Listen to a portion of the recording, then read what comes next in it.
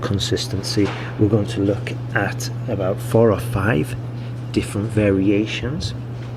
I'd recommend you grab a pen and write down the examples I give you, and then try playing with the examples, bend it, put some new vocabulary in there, maybe a different structure but use the same principles, and this will help you absorb the material, help you learn the material and use the material as well. And like I said before, this is for the upper echelons of the IELTS band grading structure. It's for the more intermediate students.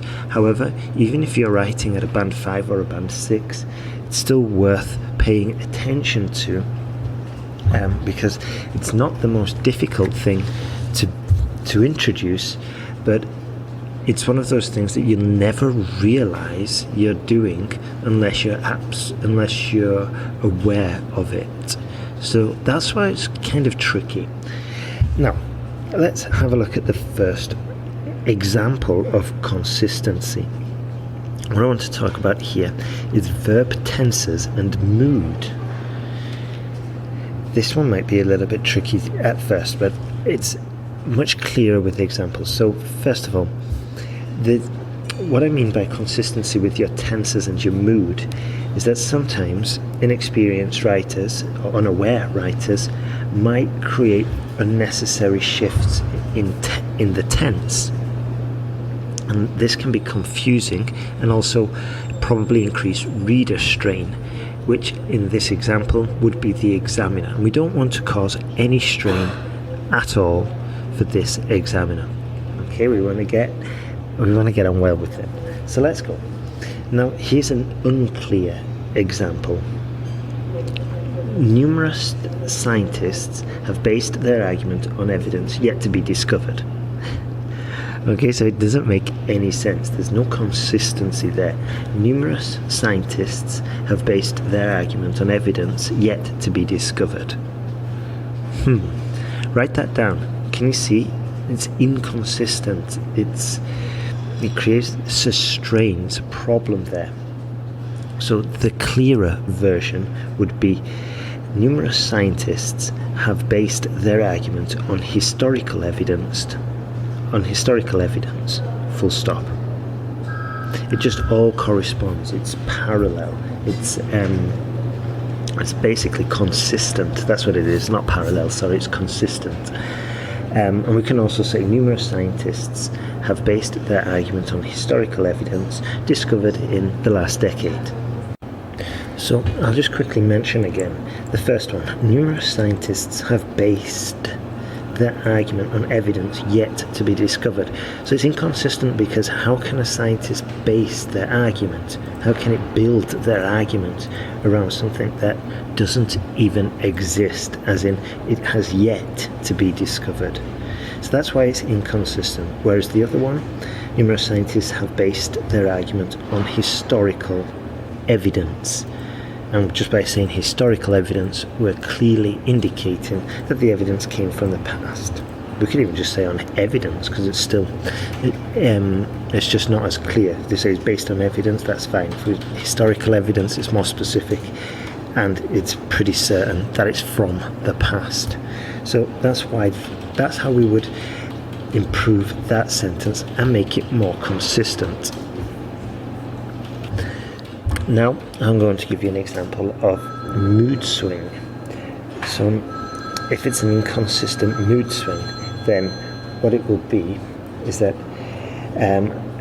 basically we're changing the tone mid-sentence. The best way to explain this is with an example. Consequently, it is recommended a child stay away from large animals, fire, and should also avoid heavy transport infrastructure.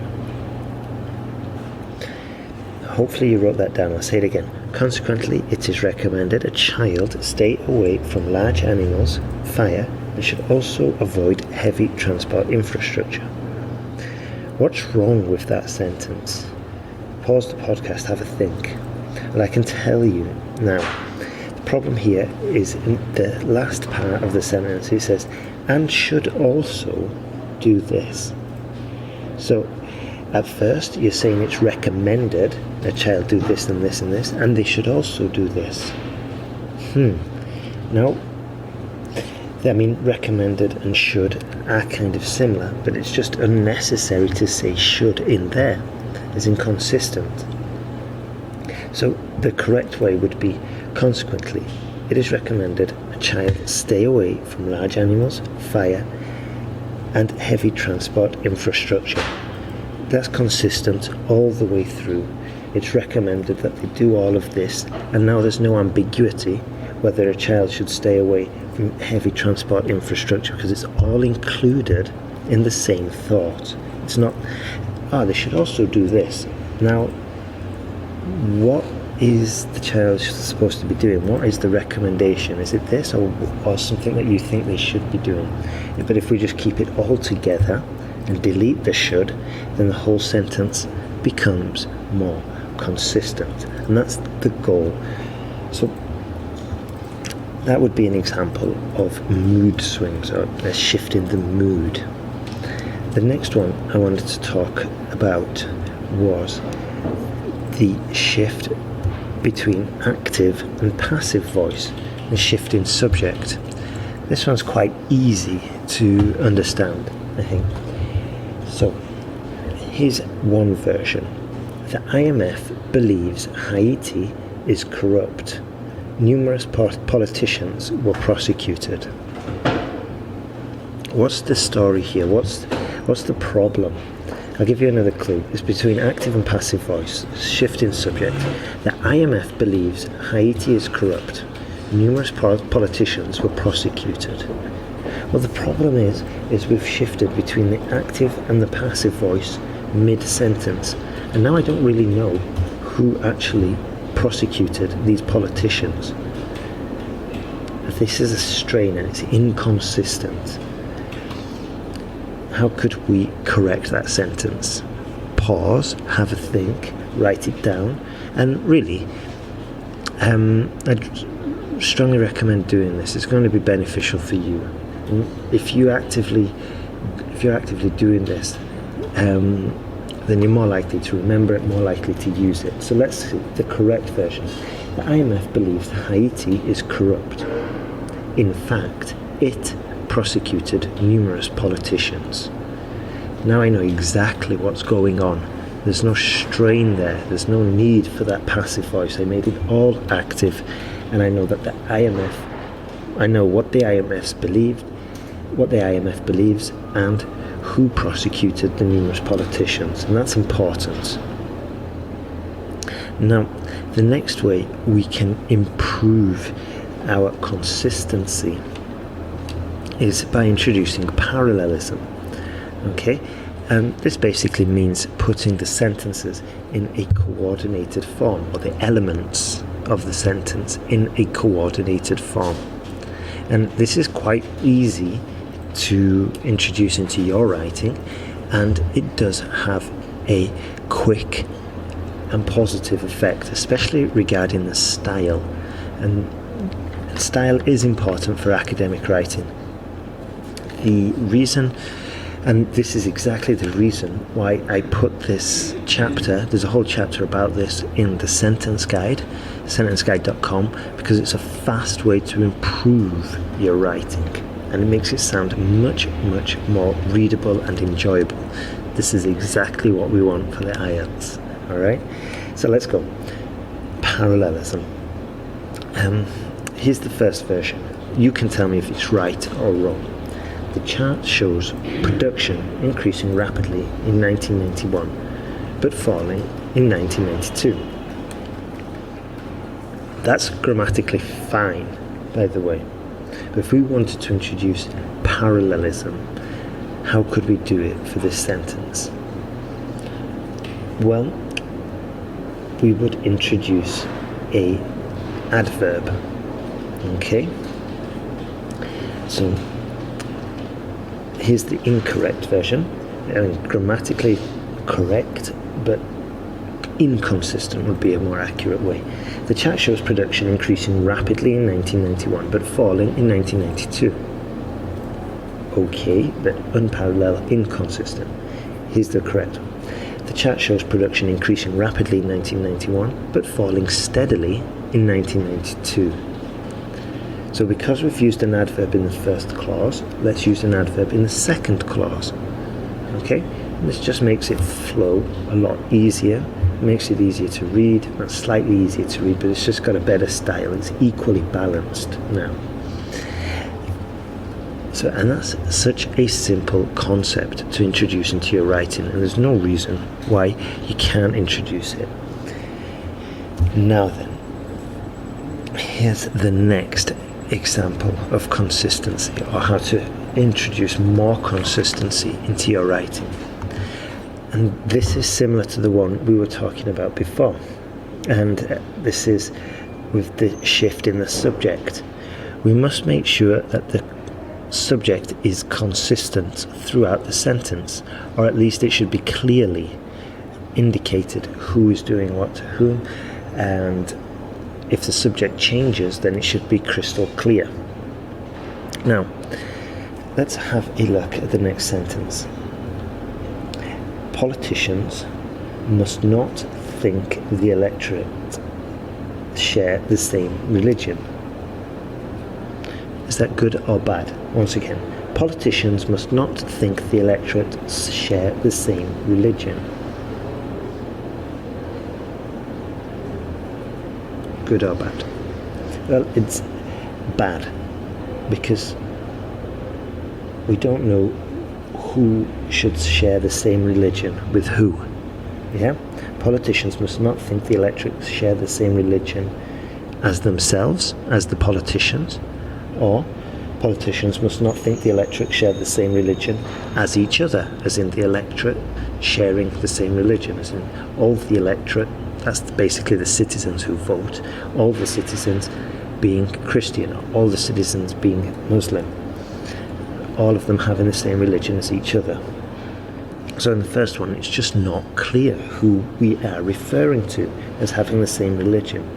The same religion as the politician, the same religion as each other, all the citizens being Christian, all the citizens being Buddhist, whatever. So, yeah, when you finish your essay, the best way to actually get to grips with consistency is just look for some of those mistakes. Look for them and try identify and try correct them as well. Get some feedback from your friends, get some feedback from the essay correction sites, and yeah, this is just one small element that's going to push your writing and help you improve, not considerably, but it will make the examiner's job easier. And this goes back, not back because I haven't done it yet, but I'll be doing a podcast soon about identifiers, and these are small clues that the examiner gets as to how they will determine the writing, how they will determine your score. I'm not going to go into it in more detail now. And by the way, for those who, the sharper ones are the ones really, really paying attention, you may have guessed that in spoken English there is inconsistency, as in, I just said it actually, and it's okay in spoken English, but I said the examiner needs to know what's going on in your essay because they are the ones correcting it. Okay, it's just a random example. But here I started off with the examiner, singular, and because English doesn't have a single pronoun which doesn't designate the gender, as in it always has to be he or she in the singular, then I have to use the plural, which is neutral. And that's okay for spoken English, but for written English it's not. So what we would do is say what the examiners have to do, and then just change it to the plural and keep using they. Okay? Right. Finished. All done. I hope you enjoyed the podcast. If you did, please leave me a review. I'd love that. That'd be fantastic.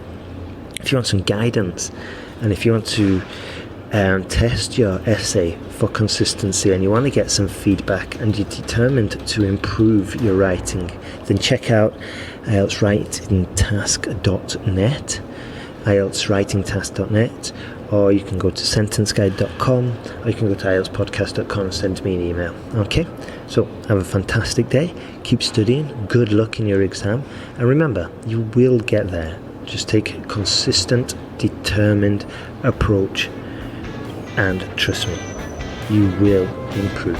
Okay, have a fantastic day, all the best.